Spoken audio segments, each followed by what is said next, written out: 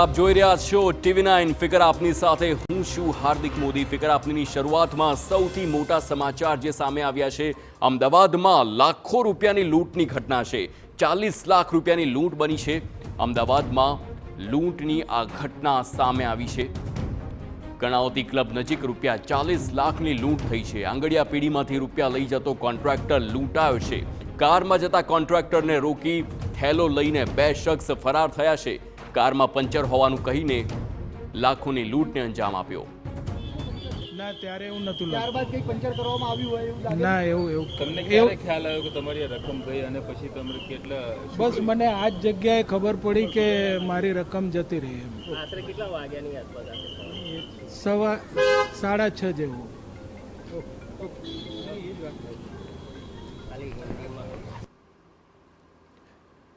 તો અમદાવાદમાં કર્ણાવતી ક્લબ આગળ જે પ્રમાણે 40 લાખની લૂંટની ઘટના બની છે।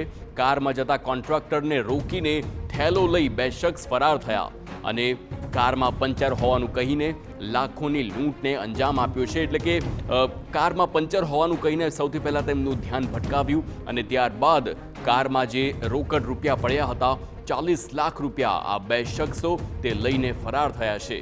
કાર ચાલકની નજર ચૂકવી રૂપિયા ભરેલો થેલો લઈ આ શખ્સો ફરાર થયા। ત્યારબાદ પોલીસને જાણ કરતા પોલીસની ટીમ ઘટના સ્થળ પર છે અને તપાસ તેજ કરવામાં આવી છે। હ્યુમન ઇન્ટેલિજન્સ તેમજ ટેકનિકલ સર્વેલન્સના આધારે આ જે આખી લૂંટની ઘટના છે તેની તપાસ થઈ રહી છે। હાલ જે પ્રમાણેની કાર આપ જોઈ રહ્યા છો ઇનોવા ગાડી છે। ઇનોવા ગાડીમાં હાલ તપાસ ચાલી રહી છે। કેવી રીતે આ શખ્સો આવ્યા, કેવી રીતે જે કાર ચાલક કોન્ટ્રાક્ટર હતા તેમનું ધ્યાન ભટકાવ્યું અને કેવી રીતે આખી લૂંટની આ ઘટના બની છે તેની હાલ પોલીસ તપાસ કરી રહી છે। પરંતુ આ સૌથી મોટા સમાચાર અને ગંભીર માનવામાં આવી શકે છે કારણ કે અમદાવાદનો કર્ણાવતી ક્લબ વિસ્તાર તે વિસ્તારને પોશ વિસ્તાર માનવામાં આવે છે અને જો પોશ વિસ્તારમાં રાહદારીઓ તેમજ સ્થાનિક લોકો સુરક્ષિત ન કહી શકાય તો ચોક્કસથી સુરક્ષા વ્યવસ્થા પર પણ સવાલ ઊભા થઈ રહ્યા છે કારણ કે અમદાવાદના પોશ વિસ્તાર કર્ણાવતી ક્લબ પાસેથી 40 લાખની લૂંટ કરી બે શખ્સો ફરાર થયા છે। તો હાલ તપાસ ચાલી રહી છે।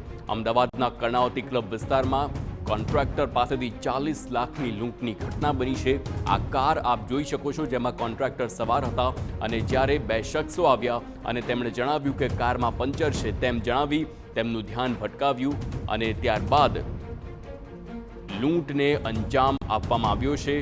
40 લાખ રૂપિયાની અમદાવાદના પોશ વિસ્તાર કર્ણાવતી ક્લબ વિસ્તાર તેમાં લૂંટની ઘટના બની છે। હાલ પોલીસ સ્થળ પર પહોંચી ગઈ છે। ટેકનિકલ એનાલિસિસ અને હ્યુમન ઇન્ટેલિજન્સના આધારે લૂંટને અંજામ આપવામાં આવ્યો અને આ ઇન્ટેલિજન્સના આધારે જે પ્રમાણે તપાસ ચાલી રહી છે CCTV ફૂટેજ પણ તપાસવામાં આવશે। સાથે જ મોબાઈલ નેટવર્ક પણ કદાચ ટ્રેસ કરવામાં આવી શકે છે અને આ આરોપીઓ જલ્દીથી જલ્દી ઝડપાય તે ખૂબ જ જરૂરી છે કારણ કે સુરક્ષા વ્યવસ્થા પર ચોક્કસથી સવાલ ઊભા થઈ રહ્યા છે કારણ કે અમદાવાદનો પોશ વિસ્તાર SG હાઈવે વિસ્તાર અને તેમાં પણ કર્ણાવતી ક્લબ રોડ ત્યાં જાહેરમાં 40 લાખની લૂંટની ઘટના બની છે। તો કર્ણાવતી ક્લબ નજીક લૂંટાયો છે કોન્ટ્રાક્ટર।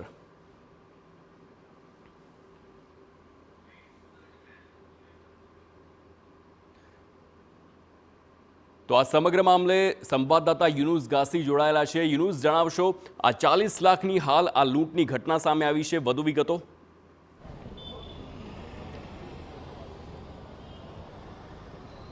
જે સ્તરે ઘટના બની છે તેના પહેલાં દ્રશ્યો બતાવીશ। અમદાવાદ શહેરના આનંદનગર પોલીસ મથકની હદમાં આવેલ આ વિસ્તાર છે અને ત્યાં જે શ્યામસુંદરભાઈ કરીને જે કોન્ટ્રાક્ટર છે તે આંગડિયા પેઢીમાંથી રૂપિયા 40 લાખ લઈને જઈ રહ્યા હતા। તે સમયે બે બાઇક સવારો તેઓનો પીછો કરી રહ્યા હતા અને તેઓની કાર અટકાવીને ત્યાર પછી તેઓની સાથે લૂંટ કરી હતી। શું ઘટના બની હતી? શું ઘટના બની? કેટલા જણા? ગાડીમાંથી પૈસાની બેગ ચોરાઈ ગઈ।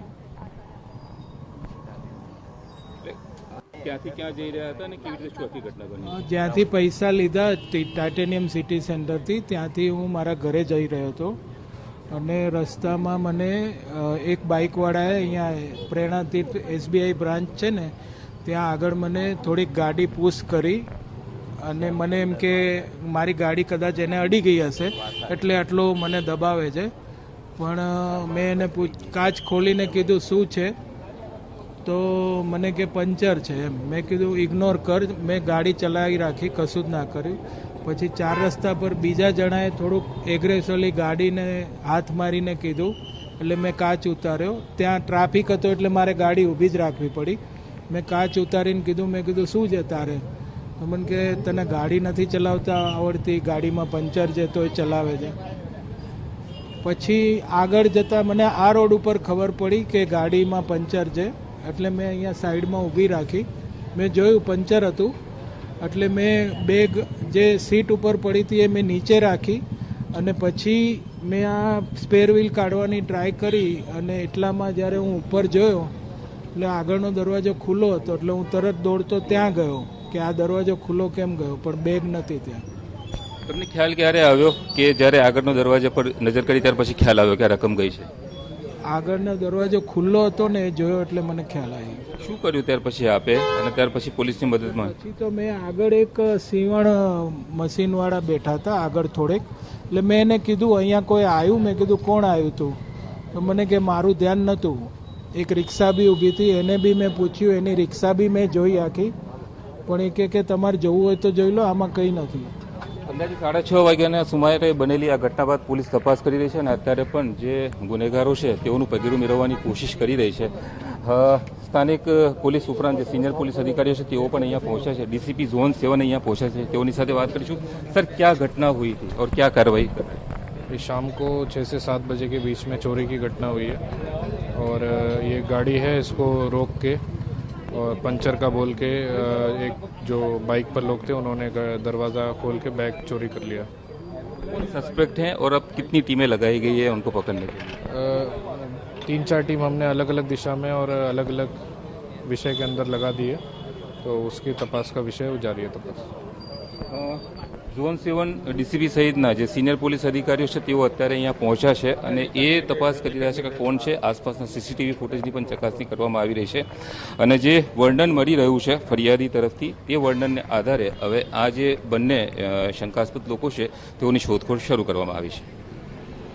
બિલકુલ યુનુસ, સમગ્ર માહિતી બદલ આભાર. તો જે પ્રમાણેની મોડસ ઓપરેન્ડીનો ઉપયોગ કરવામાં આવ્યો છે આ ખૂબ જ કોમન મોડસ ઓપરેન્ડી માનવામાં આવે છે કે જ્યાં સૌથી પહેલાં જે કાર ચાલક કે વાહન ચાલક હોય છે તેને પંચરનું બહાનું કરીને તેને સાઈડમાં ઊભા કરવામાં આવે છે અને ત્યારબાદ જો કોઈ પંચર માટે ચેક કરે તો એટલામાં જ નજર ચૂકવીને તાત્કાલિક જ તે બેગ લઈને ફરાર થઈ જતા હોય છે.